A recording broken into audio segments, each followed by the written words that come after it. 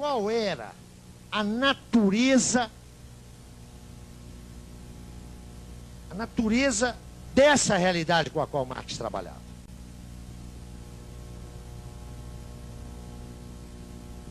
Marx dirá que a realidade sócio-histórica constitui sempre uma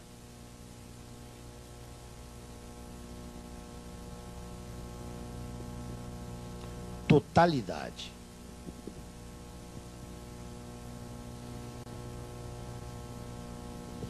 Aqui, pensadores não necessariamente pós-modernos, mas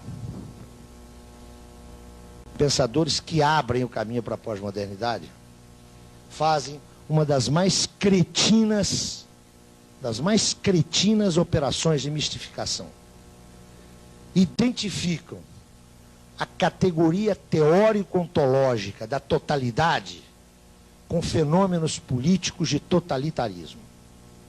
Essa operação é de uma desonestidade intelectual assombrosa. Assombrosa. Ademais de ser de uma inépcia teórico-política também assombrosa. Não é? Como se houvesse totalitarismo. Essa teoria, vocês, se não sabem, fiquem sabendo, a teoria do totalitarismo foi criada a partir dos anos 30 para meter no mesmo saco fascismo e stalinismo. É para isso que essa categoria existe. E uma categoria que põe no mesmo saco fascismo e stalinismo é uma categoria de inépcia absoluta. É preciso que alguém tenha coragem de dizer isso. Porque ser empregado na universidade, e aí chamam Hannah Arendt e um bocado de gente, Solomon, isso passa por áreas de sabedoria e de ciência política.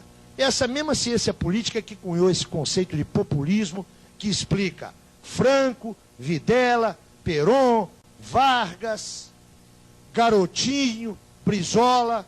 Suspeitem, por favor, desse tipo de clichê que não significa nada. São pérolas do cretinismo sociológico. Esses conceitos não valem nada. E, no entanto, tem curso, e quando alguém diz o que eu digo, invoca lá uma lista de autoridades que eu uso. E fulano da universidade tal. E daí, fulano? Eu já saí da Idade Média. Eu não aceito mais argumento de autoridade, não. Que coisa que é essa? Ou vamos confessionalizar de novo as instâncias do saber? Vocês acham que um conceito que explica, mete no mesmo saco, Perón, Vargas, Videla, Brizola, Garotinho, Franco e Pinochet serve para a mesma coisa? É igualzinho o conceito de autoritarismo. Caracteriza-se a ditadura brasileira como regime autoritário. Isso é elegante, não é? Quero lhes dizer que quem a caracterizou assim foi um falecido sociólogo que em 1975 escreveu um livro que vocês deviam de ler, para depois não se espantarem no que deu esse sociólogo. O livro chama-se Democracia e Autoritarismo, por Fernando Henrique Cardoso. É um livro de 1975, vão lá ler. Regime autoritário, que coisa que é essa? A ditadura brasileira foi um regime autoritário. Quá, quá, quá. É o mais brutal desconhecimento da estrutura e do significado sócio-histórico do que foi a ditadura. Mas isso passa por ciência política. Mas a gente sabe o que a maioria dos cientistas políticos fazem, né? No período eleitoral, eles são chamados para a televisão para analisar os resultados, para contar voto. Ganham muito por isso, até a notoriedade de aparecer no vídeo. E não acertam uma. Né? Não acertam uma. Me perdoe essa irritação, mas entre nós, assistentes sociais, sobretudo, né, fala assim, teoria política, e vai todo mundo lá se dobrar. Preciso fazer a crítica dessas coisas. Essas verdadeiras mistificações sociais. Isso é uma barbaridade.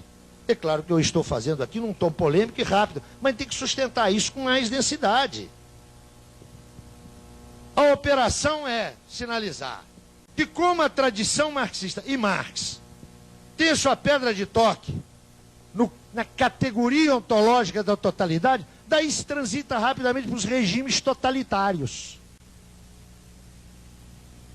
Seria ridículo se não tivesse graves implicações na formação intelectual das novas gerações. Isso seria, para a gente rir, não inspiraria mais do que um sorriso de piedade. Isso aqui é uma categoria que não é uma categoria política, é uma categoria teórico-ontológica.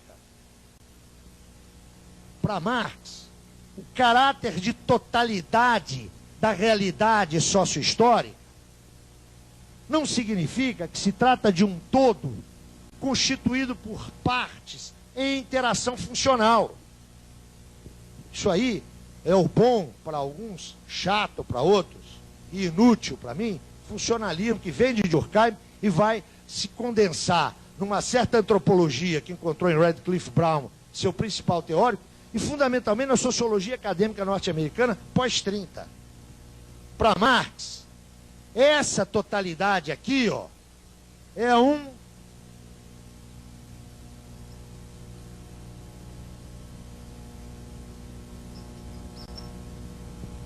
não é um todo constituído de partes, com uma vinculação funcional.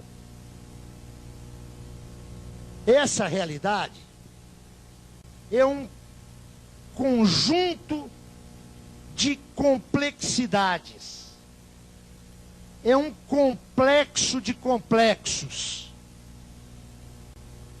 onde a menor unidade constitutiva é ela mesma de extrema complexidade. Eu brincava aqui outro dia falando, né, que está na moda aí em certos âmbitos, o pensamento da complexidade. Cada um come o prato que lhe parece mais apetecível. Isso não tem nenhuma novidade.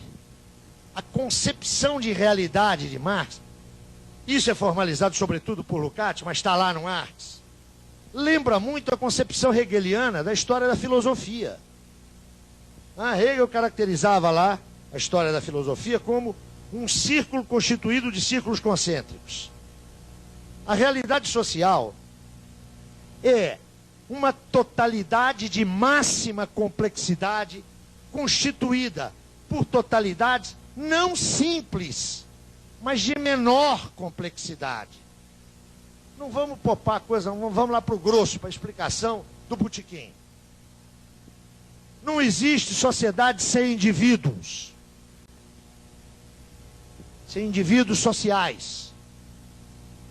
A sociedade não é a soma dos indivíduos.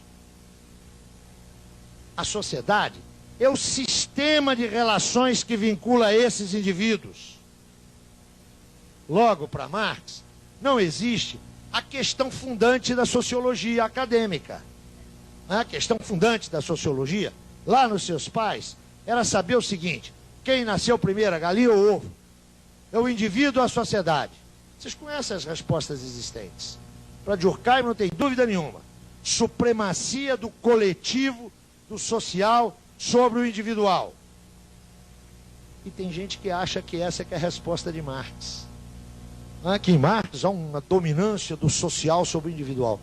Onde é que está escrito isso? Marx começa o texto de 57 dizendo claramente o seguinte: não tem que discutir quem nasceu primeiro, a galinha ou o ovo, essa pergunta é inepta. Só existem indivíduos em sociedade.